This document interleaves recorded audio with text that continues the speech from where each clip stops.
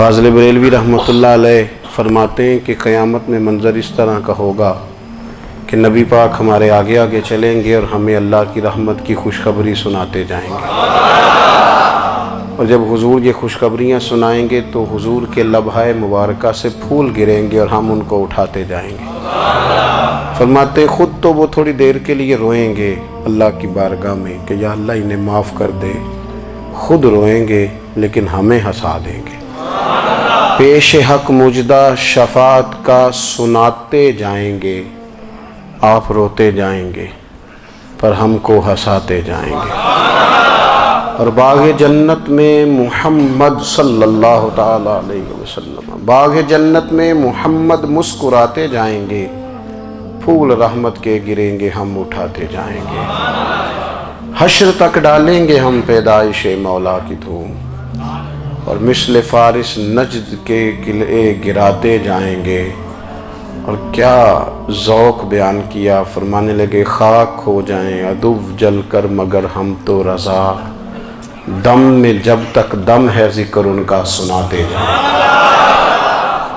جب تک سانسوں کی ڈوری چل رہی ہے، دم میں جب تک دم ہے ذکر ان کا سناتے جائیں گے۔ اللہ تبارک و تعالیٰ نے ہمارے محبوب کریم علیہ السلام کو دنیا میں بھیجا تو فرمایا یا ایھا الناس قد جاءکم برہان من ربکم، اے لوگو تمہارے پاس تمہارے رب کی دلیل آ گئی ہے۔ اللہ تبارک و تعالیٰ نے محبوب پاک علیہ السلام کو سراپا دلیل بنا کے بھیجا۔ باقی انبیاء کرام علیہم السلام کے پاس بھی اپنی نبوت کے دلائل کے طور پر بے شمار معجزات تھے، اور حضور کریم علیہ السلام کے تو پورے وجود کو ہی اللہ نے معجزہ بنایا ہے۔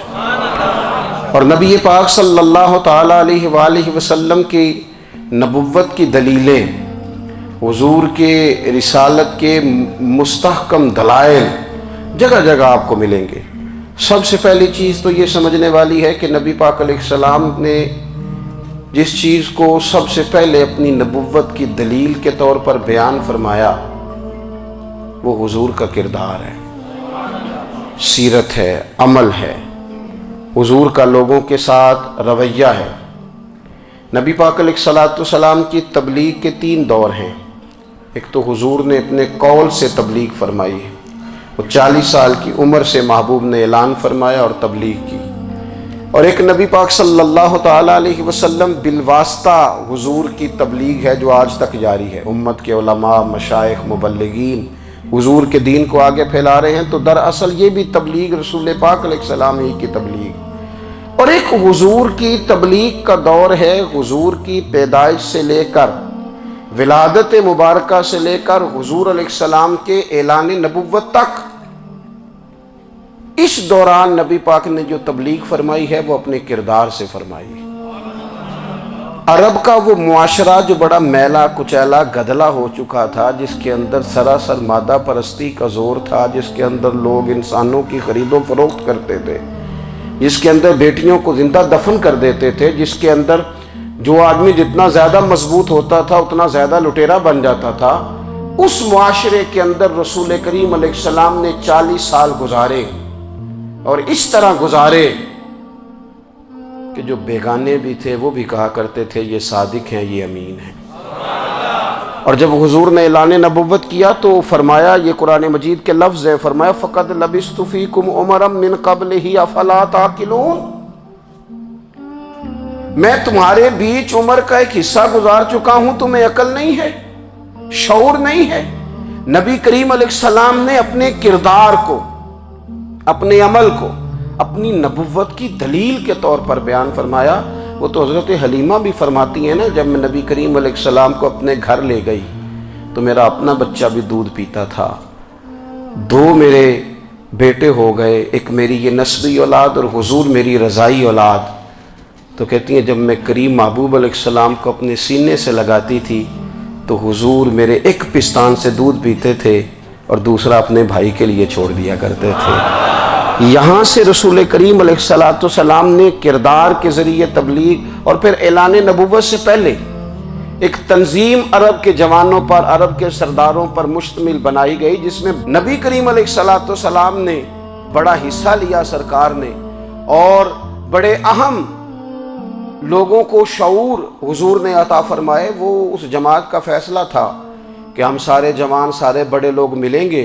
ये हुजूर के ऐलान नबूवत से पहले की बात है। हम बड़े लोग मिलेंगे, किसी बड़े को किसी छोटे पर जुल्म नहीं करने देंगे, किसी आदमी को किसी गरीब का हक नहीं खाने देंगे।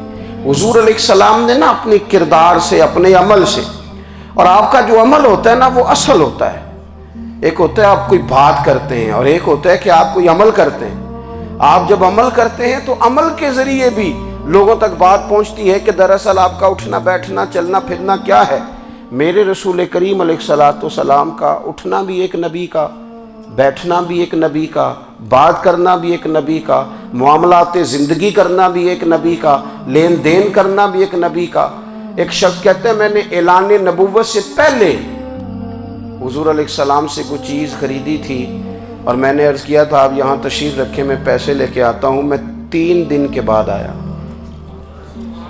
देखो ये बात करनी कितनी आसान है, बोलनी कितनी आसान है, पर 3 दिन यहाँ मेरे भाई को किसी शख्स को 2 घंटे इंतज़ार करना पड़ जाए तो लोग कहते हैं अल इंतज़ार व अशद्दु मिनल कत्ल। ये तो कत्ल से ज़्यादा तकलीफ वाला मामला है, मुंतज़िर रहना किसी का। कहते 3 दिन के बाद में आया तो मेरे रसूल करीम वहीं तशरीफ़ फरमाया। बस इतना फरमाया यार तुमने मुझे बड़ी तकलीफ़ में डाल दिया, 3 दिन हो गए यहाँ रुके हुए। तो हुजूर ने अपने किरदार को, अपने अमल को, अपने मामलात को सबसे पहले अपनी नबुव्वत की दलील के तौर पर पेश किया। किसी ने क्या खूब कहा था कि जो तेरी जान के दुश्मन है वो भी कहते हैं, वो जो तेरी जान के दुश्मन है, बज़ाहिर तो आए हैं ना हिजरत की रात जान ले ले, लेकिन अमानतें हुजूर के घर में रखी हुई हैं, अमानतें काशाना नूर पे पड़ी हैं। वो जो तेरी जान के दुश्मन है वो भी कहते हैं कि अमीन तू है और सदाकत की आबरू तू है। अमीन भी तू है, सदाकत की आबरू तू है। तो पहले किरदार। फिर दूसरी बात, अल्लाह ताला ने अपने महबूब अलैहिस्सलाम को अपना मुतलक नायब बनाकर, अपना महबूब आज़म बनाकर, वैसे ही सारे इंसानों के बारे में कहा वइज़ क़ाल रब्बुका लिल मलाइकति इन्नी जाइलुन फिल अर्दि खलीफा, मैं ज़मीन में अपना नायब बनाने वाला हूँ।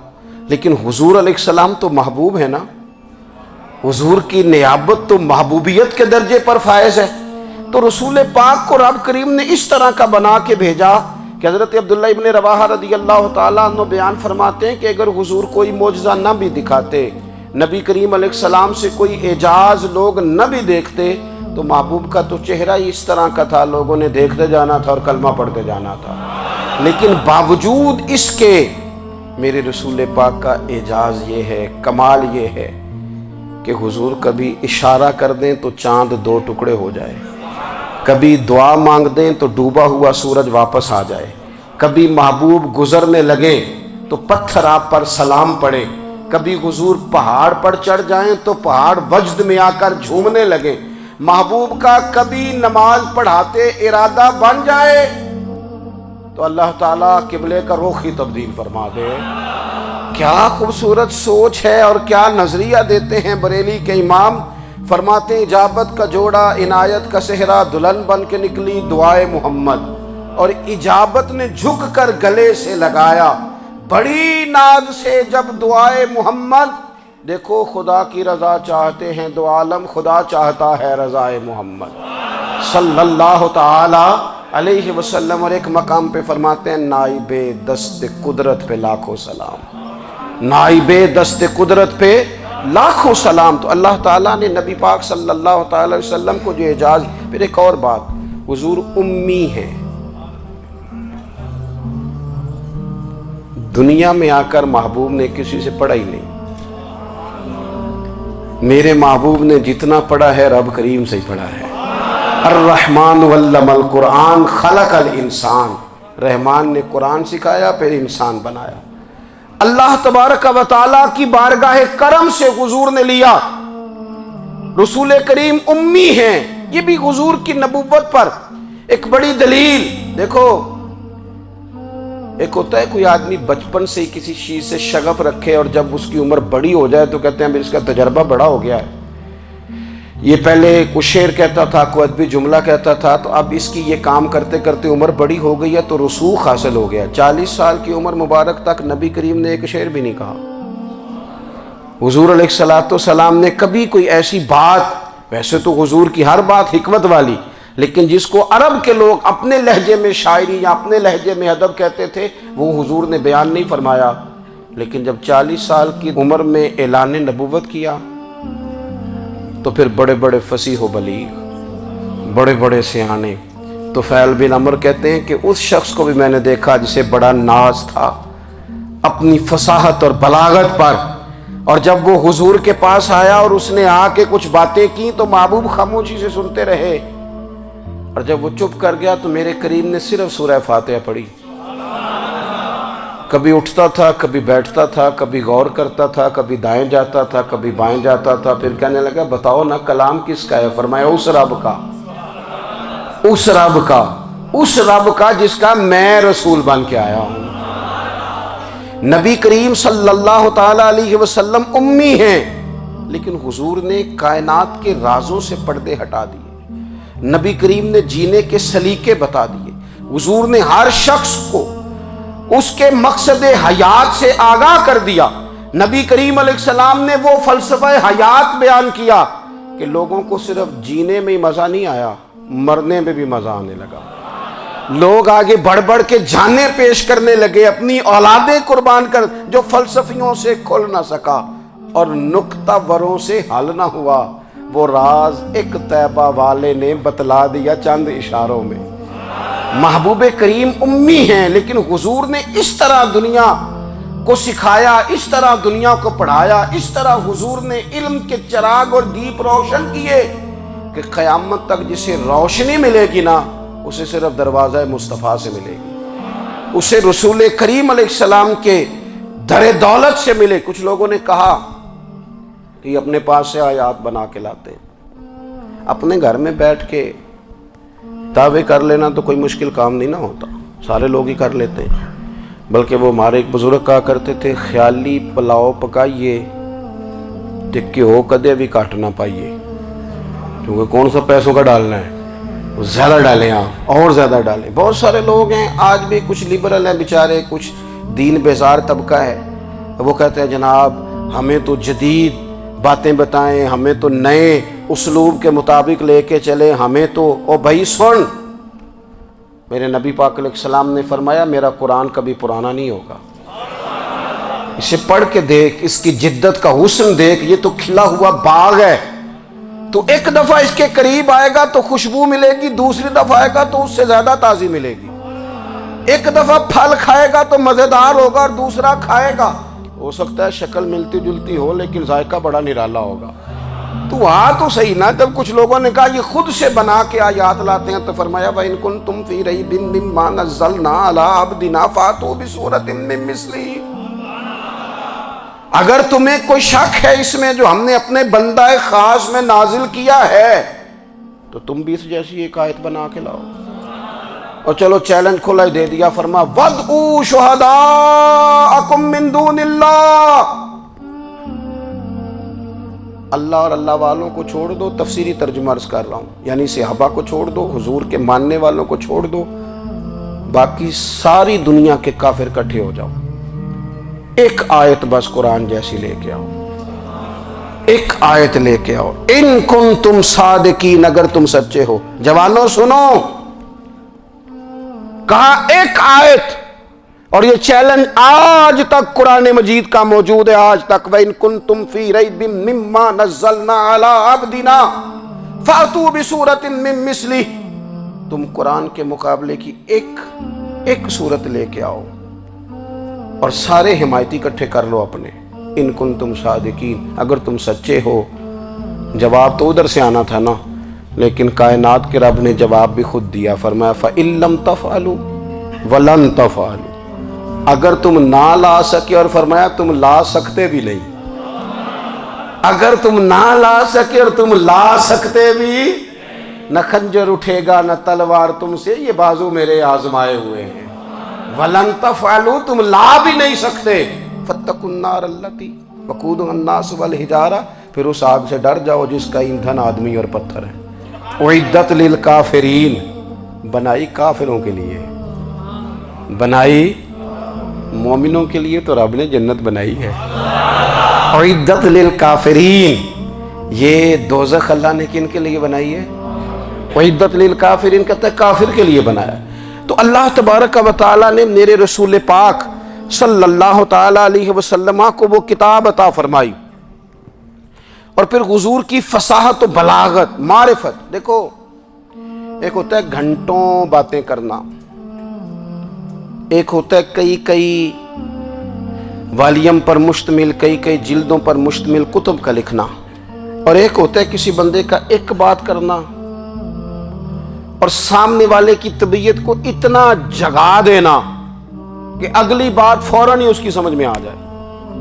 اور حضور نہ کسی کی انا کو نہیں جگاتے تھے۔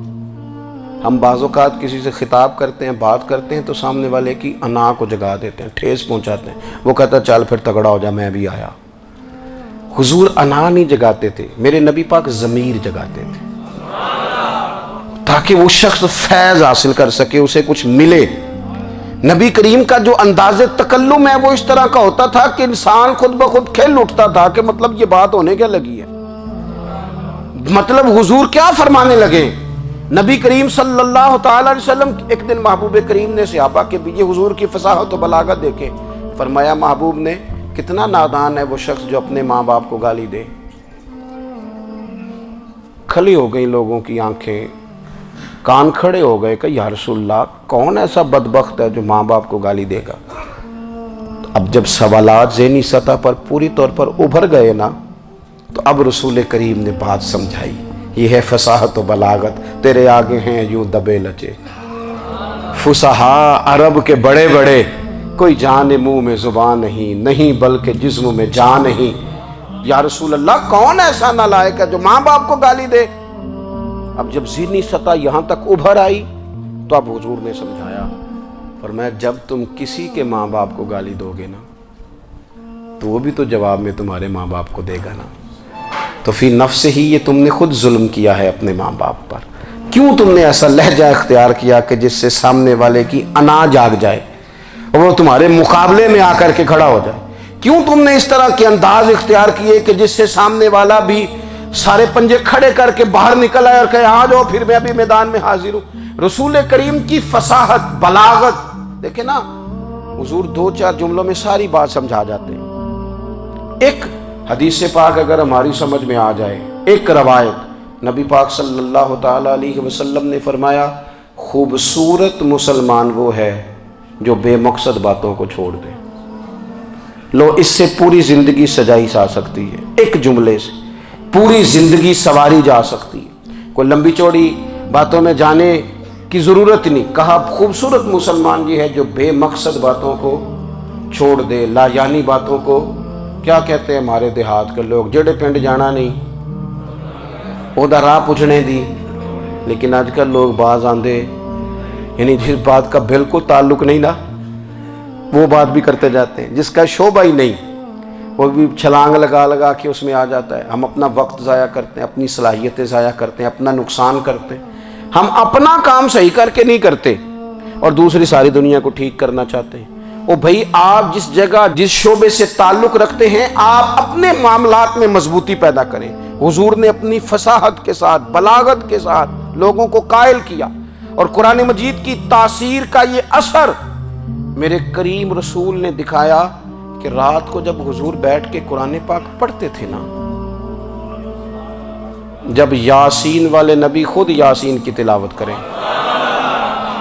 جب طٰہٰ والے محبوب خود طٰہٰ کی تلاوت کریں، غور کرو نا جب مدثر والے محبوب خود ان جملوں کو ادا کریں، یعنی جن کے بارے میں آیت آئی ہے جب وہی یہ آیت پڑھیں کہ اِنَّا أَعْطَيْنَاكَ الْكَوْثَرَ، یعنی جن کا ذکر ہو رہا ہے جب وہ یہ بات کریں کہ یا ایھا النبی انا ارسلناک شاہدا ومبشرا ونذیرا لتؤمنوا باللہ ورسولہ وتعزروہ وتوقروہ وتسبحوہ بکرۃ واصیلا، جن کے بارے میں آیت آئی ہے جب وہ یہ کہہ رہے ہوں کہ ورفعنا لک ذکرک، جب وہ کہہ رہے ہوں والضحیٰ واللیل اذا سجا، ذرا اس کیفیت کو دیکھیں جب محبوب خود پڑھ رہے ہوں، اور جو حضور پر آئی ہیں اس کا ذائقہ، اس کا لطف، اس کا انداز بھلا کیا ہوگا۔ حضور جب رات کو پڑھتے تھے نا قرآن پاک، تو جو پکے کافر تھے نا، ابو جہل جیسے لوگ، وہ بھی جھاڑیوں میں چھپ چھپ کے مدینے والے کی تلاوت سنا کرتے تھے، حضور کی تلاوت سنا کرتے تھے۔ یہی بہتر ہے کہ پردوں میں وہ پردہ پوش رہے، وہ اگر پردے ہٹا دے تو کسے ہوش رہے۔ رسول کریم علیہ السلام کی تلاوت کا سننا، قریب جانا، یہ اعجاز ہے۔ حضرت فاروق اعظم کہتے ہیں میں طبیعت کا بڑا ڈاڈا تھا، مزاج کا بڑا سخت تھا، زندگی ہمیشہ ڈٹ کر گزاری، باتوں پر کھڑا رہنا آتا تھا، پر جب میری بہن نے مجھے چند آیتیں سنائی نا تو میں تڑپ ہی گیا۔ کروں آیا سا مار مقامنے نو، ہن مینو مار دے لے چلو، اوے متے عمر دی عمر برباد ہو جائے، جتھے عمر سوار دے لے چلو۔ یہ اعجاز ہے رسول کریم صلی اللہ تعالی علیہ وسلم پر نازل ہونے والی کتاب کا۔ پھر حضور نے خبریں دی، نبی پاک نے خبریں دی۔ حضور نے فرمایا روم فتح ہوگا، وہ ہوا۔ نبی کریم علیہ السلام نے فرمایا شام فتح ہوگا، تو شام فتح ہوا۔ فرمایا ایران فتح ہوگا، تو ایران فتح ہوا۔ سراقہ بن مالک کہتے ہیں ایک گاؤں پر بھی مسلمانوں کی حکومت نہیں تھی، ایک گاؤں پر۔ حضور مکہ مکرمہ سے نکل رہے تھے، مدینہ طیبہ تشریف لے جا رہے تھے، ابھی راستے میں تھے، میں 100 سرخ اونٹوں کے لالچ میں معاذ اللہ حضور کو گرفتار کرنے پہنچ گیا۔ محبوب نے حکم دیا، حضور کا معجزہ میں نے آنکھوں سے دیکھا، میرا گھوڑا زمین میں دھستا چلا گیا، میں نے معافی مانگی، حضور نے معاف کر دیا۔ میں نے سمجھا اچانک ہو گیا ہے۔ یہ منوانا بھی بڑا مشکل کام ہے۔ شجر و حجر پہچان گئے، انسان کی نظروں میں شاکی رہا۔ یہ کچھ ایسے لوگ ہیں جن کو منوانا توبہ توبہ، ماننے کو تیار نہیں، دیکھ دیکھ کے بھی ماننے کو تیار ہے نہیں، ماننے کو تیار ہی نہیں۔ کہتے ہیں کہ میں نے پھر چاہا آگے بڑھنا، تو پھر زمین کے اندر میرے گھوڑے کے پیر دھنسنے لگے، پھر معافی مانگی۔ کریم تیرے معاف کرنے کی ادا پہ بھی قربان جائیں۔ یہ نہیں فرمایا کہ تو بار بار یوں ہی کرتا ہے، فرمایا معافی مانگتا ہے، جا میں نے معاف کیا۔ کہتے ہیں 3 دفعہ میں آگے بڑھا، 3 دفعہ حضور نے معاف کیا، تو مسکرا کے فرمانے لگے تو یہاں مجھے گرفتار کرنے آیا ہے، وہ کیسر روم کا علاقہ فتح ہوگا۔ وہ کنگن جو پہنتا ہے نا ہاتھوں میں، بادشاہ کے کنگن معروف ہیں، وہ تیرے ہاتھوں میں آئیں گے۔ اللہ کرے آپ سمجھیں۔ یہ جو لوگ ڈری ڈری سہمی اور ہمارے بچے مایوسی کی معاذ اللہ باتیں کرتے ہیں، وہ دیکھیں حضور کس طرح کی گفتگو فرماتے ہیں۔ ابھی ایک گاؤں پر بھی اسلام کی حکومت نہیں، لیکن حضور کا خبر دینے کا انداز۔ کریم فرمانے لگے وہ کیسر روم کے جو کنگن ہوں گے وہ تیرے ہاتھوں میں آئیں گے۔ جناب سراقہ بن مالک فرماتے ہیں کہ میں مسلمان ہو گیا، حضور کا وصال ہو گیا، کنگن نہیں آئے۔ حضرت ابوبکر صدیق کا وصال ظاہری ہو گیا، کنگن نہیں آئے۔ جناب عمر کا دور آ گیا، سراقہ بوڑھے ہو گئے۔ کوئی بندہ پوچھتا نا کہ اب تو عمر ڈھل گئی ہے، زندگی کا پتہ نہیں، کہنے لگے نہیں میں نہیں جاتا، جب تک کنگن نہیں آتے اسرائیل کوئی نہیں آئیں گے، کیونکہ ساڈے نبی دی زبان ساڈے واسطے قرآن۔ جو دن کو کہہ دیا دن ہے تو دن نکل آیا، جو شب کو کہہ دیا شب ہے تو رات ہو کے رہی، اور خدا نے ان کی زبان کو وہ اختیار دیا، جو نکلی منہ سے ان کے وہ بات ہو کے رہی۔ اور فاضل بریلوی کا تو انداز ہی پھر انوکھا ہے نا، وہ تو کہتے ہیں وہ زبان جس کو سب کن کی کنجی کہیں، جس کو سب کن کی کنجی کہیں، اس کی نافذ حکومت پہ لاکھوں سلام۔ کہنے لگے نہیں آتے حضرت اسرائیل، فکر نہ کرو، بوڑھے ہو گئے تھے، نکلنا گھر سے بند کر دیا تھا، حضرت عمر کا دور تھا، کنگن آ گئے۔ حضرت فاروق اعظم نے ان کے پوتوں سے، نواسوں سے، بچوں سے کہا جاؤ بلا کے لاؤ، کا دادا جان بوڑھے ہیں، فرمایا تم کان میں کہہ دینا کنگن آ گئے، پھر تم دیکھنا تو صحیح۔ پھر حضرت سراقہ آئے، حضور نے جو خبریں دیں، نبی پاک علیہ السلام نے جو گزشتہ قوموں کے احوال بیان کیے، اور پھر میرے نبی پاک علیہ السلام نا دنیا میں عزتیں دینے آئے، عزتیں۔ یہ مزاج ہمیں کم کرنا چاہیے، یہ جو ہم ساری زندگی اس کام میں لگا دیتے نا کسی کو نیچا کیسے دکھانا ہے، یہ انداز حضور نے نہیں ہمیں دیا۔ اب دیکھو حضور تشریف لائے تو ہمیں پتہ چلا کہ حضرت یوسف جیسا سونا کوئی نہیں، حضور تشریف لائے تو ہمیں پتہ چلا کہ حضرت داؤد جیسی خوبصورت آواز کسی کی نہیں، حضور تشریف لائے تو ہمیں پتہ چلا کہ جناب عیسیٰ علیہ السلام کا فقر اختیاری کس طرح کا تھا، محبوب تشریف لائے تو ہمیں پتہ چلا کہ حضرت موسیٰ کا جلال کس طرح کا تھا۔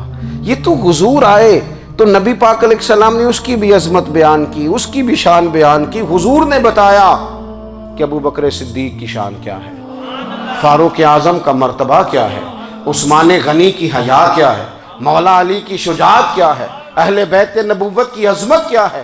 حضور آئے عزتیں دینے، ماں کو عزت دی مدینے والے رسول نے، کہا جس کا باپ راضی ہو گیا اس کا رب راضی ہو گیا۔ فرمایا جو 2 بیٹیاں 3 بیٹیاں 4 بیٹی بہنیں یا 1 بیٹی یا بہن بیاہ کے آ گیا نا، اس طرح میری 2 انگلیاں جڑی ہوئی ہیں، میرے ساتھ جڑ کے جنت میں جائے گا۔ رسول کریم صلی اللہ تعالی وسلم نے عزت دی، عزت دی۔ حضور عزتیں دینے، کوئی اعزاز نہیں، ان پڑھ بندہ ہے، سادہ ہے، غریب ہے، مزدوری کرتا ہے، ہاتھوں پہ چھالے، یا رسول اللہ اس کا بھی کوئی اعزاز ہے؟ قربان جائیں، میرے کریم نے عزت دی، فرمایا محنت کر کے روزی کمانے والا تو اللہ کا دوست ہے، یہ اینٹیں اٹھانے والا، یہ مشقتیں کرنے والا، یہ صبح دیہڑی پہ جانے والا، یہ بیچارہ جو اچار سے روٹی کھاتا ہے، تو نے ہر شخص کی قسمت میں یہ عزت لکھی اور آخری خطبے کی صورت میں وصیت لکھی۔ رسول کریم نے ہر بندے کو اعزاز دیا، عظمتیں دی، حضور عزتیں دینے آئے، نبی پاک علیہ السلام نے اعزازات دیے، حضور نے نوازا، یہ ساری چیزیں میرے رسول پاک کی تشریف۔ اور پھر یہ جو حضور کے صحابہ اور اہل بیت ہیں نا، یہ بھی میرے نبی پاک کی نبوت کی دلیل ہے۔ اتنی جلدی انقلاب آیا نہیں کرتے، وہ کل تک جو رہزن تھے حضور نے راہبر بنا دیے، وہ لوگ جو کل تک ایک دوسرے کے گلے کاٹ کے کھاتے تھے، ایک دوسرے کو مارتے تھے، تکلیف پہنچاتے تھے، برادری ازم پہ لڑتے تھے، حضور نے بھائی بھائی بنا دیے۔ ایک پلیٹ میں کھانا کھانے لگے، سیدنا بلال حبشی، صہیب رومی، سلمان فارسی، حضور نے یوں کر کے ملا دیا۔ نبی کریم علیہ السلام نے تقسیمیں ختم کر دی دنیا میں، حضور کہ صحابہ نے اپنا کردار اس طرح کا دکھایا، اتنا بلند کیا، اور صحابہ کرام علیہم رضوان اس کو دے کر اتنی بلندیوں پہ گئے کہ گواہیاں اللہ کا قرآن دیتا ہے۔ فرمایا محمد الرسول اللہ والذین معہ اشداء علی الکفار رحماء بینہم تراہم رکعا سجدا یبتغون فضلا من اللہ ورضوانا۔ فرمایا یہ جو میرے محبوب کے ساتھ والے ہیں کافروں پر سخت ہیں، آپس میں نرم دل ہیں، تم جب بھی انہیں دیکھو گے سجدے کرتے دیکھو گے، رکوع کرتے دیکھو گے، تم انہیں دیکھو گے اللہ کی رضا کے متلاشی ہیں۔ انہیں ساری مادہ پرستی سے نکال کر محبوب نے رب کی رضا کے رستے پہ ڈال دیا۔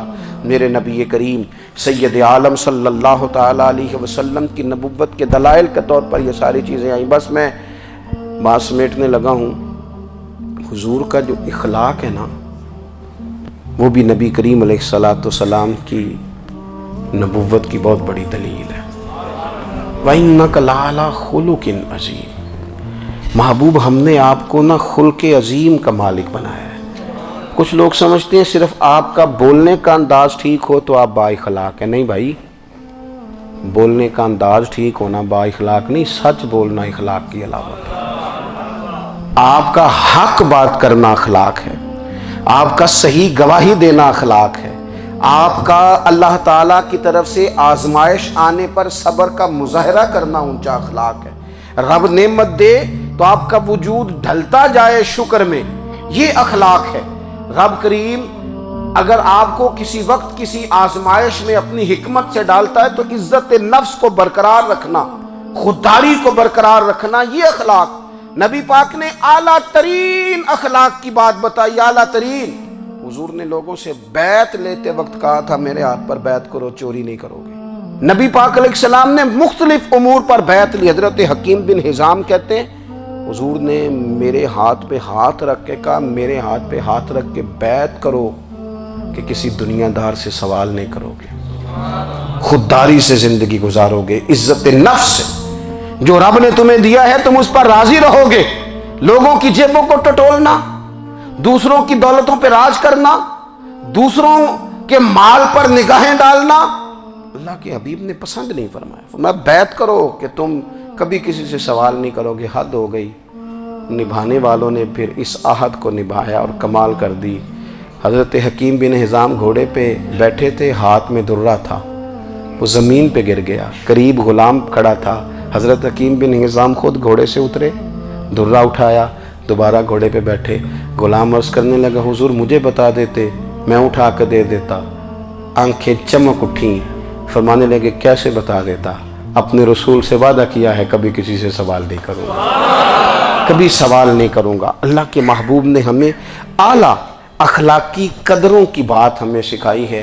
ہم دیکھتے ہیں کہ بڑی جلدی 2 4 5 لوگوں کے غصہ دلانے پر ہم ساری اخلاقی حدوں کو کراس کر جاتے ہیں۔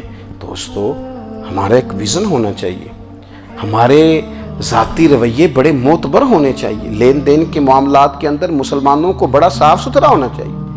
ہمیں اپنی معاشی زندگی میں روزمرہ کے معاملات میں ہماری توجہات کا مرکز صرف اللہ رسول کی ذات ہونی چاہیے۔ رب کریم نے اپنی حکمت سے کسی کو کتنا دیا ہے یہ اس کی حکمت کے تقاضے ہیں، ہمیں اس نے جس رنگ میں جس حال میں رکھا ہے ہمیں اپنے رب کی رضا پر بہت زیادہ مطمئن ہونا چاہیے۔ اچھا پھر ایک اور بات،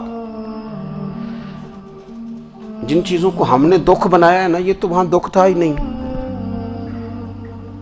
مہینہ مہینہ چولہا نہیں جلا، لیکن کسی جگہ اظہار غربت ہے، حضور کی اولاد پاک کا یا صحاب کا یا ازواج کا، مہینہ مہینہ چولہا نہیں جلا، لیکن یہ اخلاق عالیہ کا حسن دیکھو، اپنے گھر مہینہ مہینہ چولہا نہیں جلا، جو مانگنے آیا اسے جھولی بھر کے عطا فرمایا، کوئی دروازے سے خالی نہیں گیا۔ عزیز بھائی اگر زندگی میں اخلاقی قدریں ہم اپنا لیں اور ہم تھوڑا تھوڑا کر کے اپنے آپ کو تبدیل کریں، ساری زندگی توجہ رہی کہ فلاں کیا کر رہا ہے فلاں کیا کر رہا ہے، تھوڑا سا گردن کو جھکا کے اپنے اوپر توجہ ڈالیں، اپنے آپ کو وقت دیں، حضور کے اخلاق عالیہ کی روشنی میں، تعلیمات حسنہ کی روشنی میں ہم اپنے کردار و عمل پر تھوڑی توجہ دیں۔ اس وقت بہت بڑی تعداد میں امت مسلمہ ہے، اور ایسا نہیں ہے کہ دولت نہیں ہے، دولت سے بھی سرشار ہیں، ہمارے ہاں بڑے بڑے انجینئر ہیں، بڑے بڑے ڈاکٹر ہیں، لیکچرار ہیں، ہمارے پاس بڑے بڑے ہاسپٹل ہیں، بڑا کچھ ہے، لیکن کردار و عمل کے بادشاہ، اپنی زندگی تقوی کی روشنی میں گزارنے والے ان لوگوں کی تعداد کم ہے۔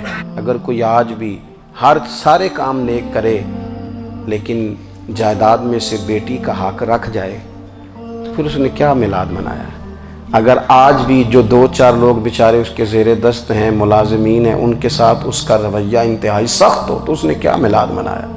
اگر آج بھی وہ برادری ازم کی بنیاد پر دوستیاں کرے اور چھوٹے بڑے کی وہ تقسیم رکھے، جسے حضور نے فرمایا کہ قبیلے تو تعارف کے لیے، ورنہ کسی عربی کو اجمی پر، گورے کو کالے پر کوئی فضیلت نہیں، اگر کوئی آج بھی اس برادری ازم کا قائل ہے پھر اس نے کیا میلاد منایا؟ اگر کوئی شخص آج بھی اپنے آپ کو مادہ پرستی میں پوری طرح دھکیل چکا ہے اور رضا الہی کا مسافر نہیں بنا تو اس نے کیا میلاد منایا؟ اپنی طبیعتوں میں روحانی تبدیلی اور وہ خاص افکار جو حضور اپنے غلاموں میں پیدا فرماتے ان افکار کو پیدا کرنا، سوچوں کو بدلنا، سوچوں کو، نظریات کو بدلنا، اپنے روزمرہ کے معاملات کا جائزہ لینا کہ ہم کس طرح آگے بڑھ سکتے ہیں اور کس طرح ہم ایک بہترین امتی اور ایک بہترین مسلمان بن سکتے ہیں، اس پر توجہ دینا، یہ میلاد ہمیں سبق دیتا ہے۔ اللہ تعالیٰ مجھے اور آپ کو عمل کی توفیق عطا فرمائے۔ آخر دعوایا ان الحمدللہ۔